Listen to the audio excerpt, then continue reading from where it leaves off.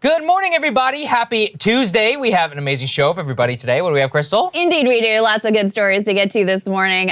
President Biden had some rather choice words for Fox News' Peter Doocy. We will bring you the details of that. Julian Assange actually wins a significant court battle in the UK.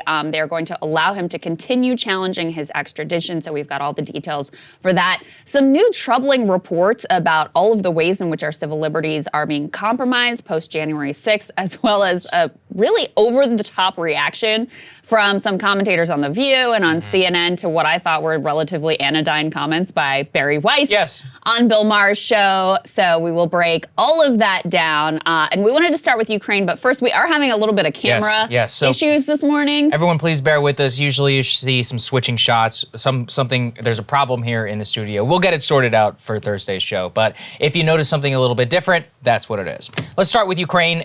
This is very important. So the Pentagon did a press conference yesterday, separate and almost at the exact same time at the White House, in which they are preparing at higher alert, heightened readiness for the preparation of 8,500 troops to Eastern Europe. Let's take a listen. I want to provide some facts on these preparations that will reinforce our commitment to NATO and to the NATO response force and increase our readiness.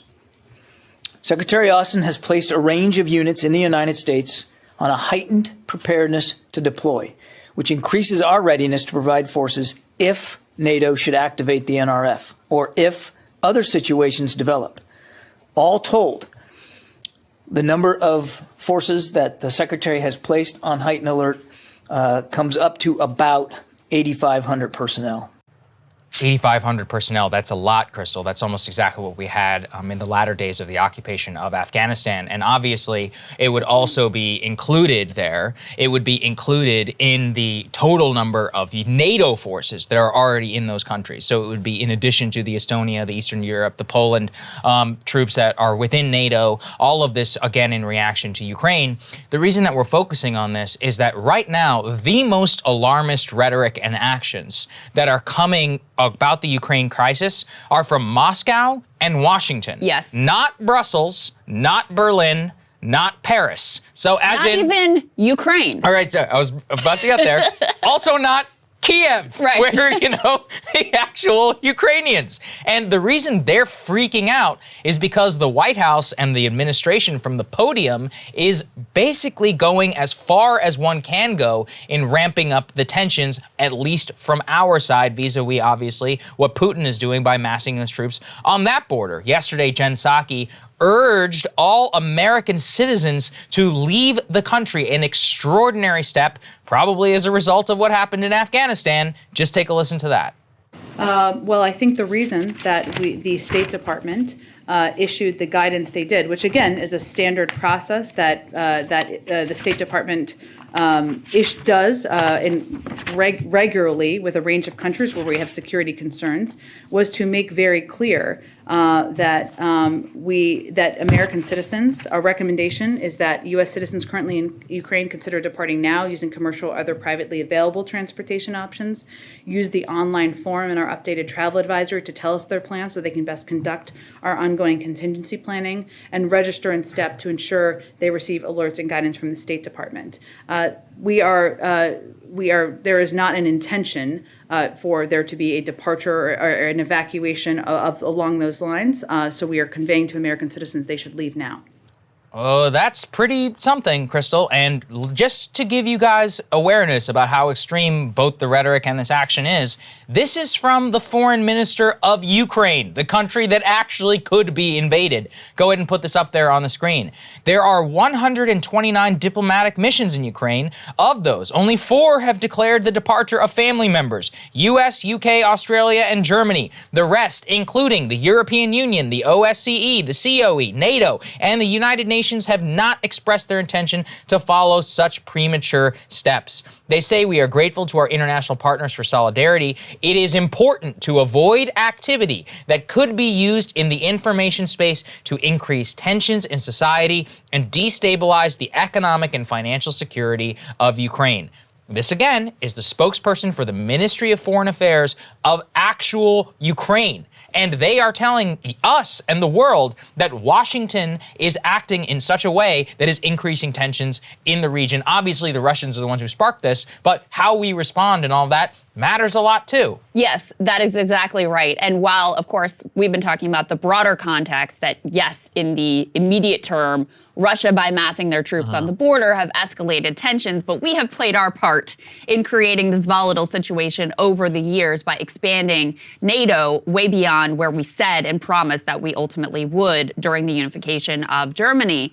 So now you have the Ukrainians saying as clearly as they possibly can, please stop. Yeah. You are not helping. You're making things worse. And I don't know what the Biden administration thinks they're playing at here. This is an extraordinarily dangerous situation, and I want you all to understand that.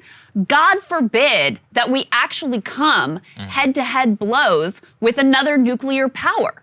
This is going back to the worst days of the Cold War and the type of dangerous tensions that you could see playing out into worst case scenario, some kind of World War III, because you've got people who are making bad decisions, escalating tensions when they should be doing everything they can to bring this situation to a peaceful resolution. It seems to me like what happened here is Biden went out and did his presser, said what he actually thought, which was, NATO's kind of divided. If Russia comes in a little bit or they do a little bit of something, we're going to have to talk about how to respond. He gets massive backlash from the press. They switch tactics and now are taking the most aggressive posture they possibly can. I guess the best case scenario is that they're playing for the media, playing to the press, trying to appear tough, when in reality, they've got some cooler heads behind the scenes. But it almost doesn't matter, because when you're in this kind of a dangerous situation, things can escalate. You can end up out on a limb, having beat your chest, having played the tough guy. Then when Russia responds, then what do? Do you back down? Then all the hawks in the media on the right and the left will say, oh, and now you look weak. Now you've got to escalate even further. That's how you end up in a situation where no one wants to ultimately be. This is extraordinarily dangerous. Yeah, it is. And I want to explain this too whenever we talk about tensions. Part of the reason why is that whenever you have lots of troops around each other and then you have games of chicken, yes, the consequences for failure go up. I'll give you guys examples. Back in, I think it was 2001, there was a U.S. spy craft around, I think it was called Hainan Island in China, that was flying very close to a Chinese fighter. They actually collided midair, and the air crew actually had to bail out and was basically held hostage by the Chinese. People forget about this because it happened around the same time as 9/11, but this was a huge international crisis. The same thing actually happened during the Cuban Missile Crisis whenever a plane was shot down. The same thing could happen here when you have deconfliction and you have high tensions and you have more troops in the region and you possibly have Russian jets and US jets around each other. All it takes is one guy to die or one guy to act rashly or badly in a situation, and then the other person to overreact, and you are in the middle of nuclear warfare. We all had this figured out in the middle of the Cold War. And I want to emphasize again, the actual continental Europeans think we're acting nuts. Put this up there on the screen. From the European Union, from Brussels, the EU is not following the U.S. withdrawing its diplomats. Their top diplomat, Josep Borrell, says there is no need to dramatize the situation while diplomatic talks with Russia continue. I cannot emphasize this enough, which is that the people actively involved, and by that I mean the continental Europeans, I guess minus Germany because they also followed through on this, are not nearly as concerned or acting in the same way that we are. It's their continent, not ours. They get to decide. These are people who, for their own reasons, have decided that they are mostly okay with Russian aggression against Crimea. Look, once again, I mean, I don't think it's a good thing, but they're the ones who ultimately decide to renew trading relations with them. What are we supposed to do? We're supposed to enforce the borders of Ukraine? I've also said this, Ukraine, it's a very complicated situation in terms of how the population itself there feels about Russia and, ties with the West or even NATO. And as far as I looked into this because some people were claiming that we never promised that we would not expand. Here is what Secretary of State James Baker said. So Gorbachev has said, no, there was no official promise. James Baker, the Secretary of State of the United States in 1990, said that NATO would not expand 1 inch east. Yeah, okay, right. that was the word of the Secretary of State of George H.W. Bush at the fall of the Soviet Union. Was it an ironclad promise written out in document? No. But he said not 1 inch east, okay? Yeah. During the time of the fall of the Soviet Union and also with the reunification of Germany. So it's not as clear-cut as, oh, we never said it. It's also not nearly as clear-cut as the Russians say, which is you basically wrote it out as a promise in spirit. At the end of the Cold War, there was an agreement here in Washington. The George H.W. Bush famously did not declare victory of the Cold War because he did not feel that we should be rubbing it in the face of the Russians. And then when we expanded eastward, and especially by inviting Ukraine and Georgia in, we basically greenlit a lot of the revanchism, with that means kind of like the renewed greatness movement inside of Russia, and empowered somebody like Vladimir Putin. That's right. And that's why, I mean, the consequences of the expansion of NATO were entirely predictable. And yes, George Kennan said it. The father of containment said that this would be reignite tensions between the United States and Russia. This was the foremost Russian expert who invented the containment strategy of the Cold War, Krystal. And to your point about how volatile and how on edge the situation currently is, the New York Times has a piece out this morning floating all of these different potential scenarios. Maybe Russia's gonna seize a power plant. Maybe they're gonna release toxic gases. Maybe they're gonna come in this way or in this place, in that place. And so you can see if you're soldiers that are there on the front lines, if you're Ukrainian soldiers there on the front lines, how anything that seems out of the ordinary, even if it wasn't intended as an aggressive, offensive assault from Russia, could be easily misconstrued. And then you're in a terrible situation. And once again, you know, the U.S. seems to be on this side the most irresponsible actor, getting called out by the Ukrainians, getting called out by the EU, saying you are not contributing to peace in this situation. So I just want all of you to understand that, listen, this may be resolved in a way that ultimately is de-escalatory and peace reigns, and we are all praying for that situation. But make no mistake about it, this is extraordinarily dangerous. You can call me a Russian asset if you want. I think we should give the Russians what they want. I think we should just tell them that, yeah, Ukraine's not going to be part of NATO, okay? I mean, I don't think it's that complicated. It's basically up in the air whether Ukrainians themselves even want to be a part of it. NATO alliance has no business even allowing Ukraine into NATO. And so if that's all it takes, fine, just say it. I don't see any long-term consequences. And in terms of Ukraine itself, I've said this before, I deeply feel for the Ukrainian people, but geopolitics and the world of hard power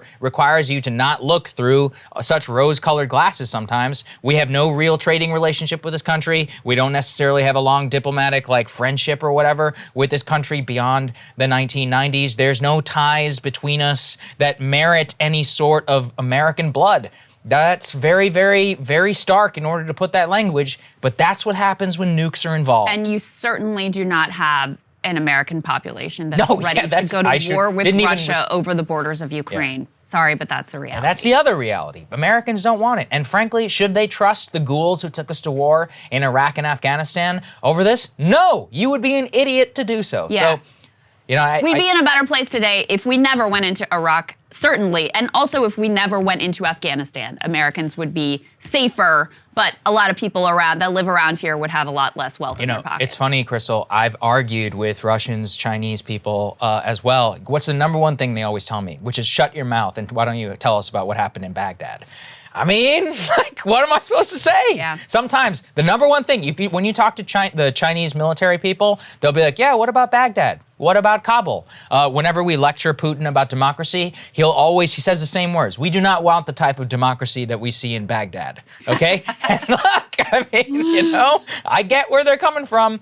So as I've said, you have to consider that the enemy gets a vote whenever it comes to warfare, and most importantly is to try and put yourself in the mind of the other person. If you actually do want to have a lack of escalation and you want, most importantly in my opinion, for everybody to actually have peace, I want Americans to be safe, I also want the Ukrainians to be safe, and I don't want some larger tension over something which is frankly not worth it. You know, whenever you put people in harm's way, it's the most serious thing you can do, and Washington is not acting responsibly. With follow-on effects that you can't even even imagine at the time. There you go. Hey guys, thanks so much for watching. That's right. Just as a reminder, you can become a premium subscriber today. Watch the full show completely uncut, our reactions to each other's monologues. You get to listen to it. You get to ask us questions, all that good stuff. Link is right there in the description or at breakingpoints.com. Best of all, great way to say screw you to the mainstream media.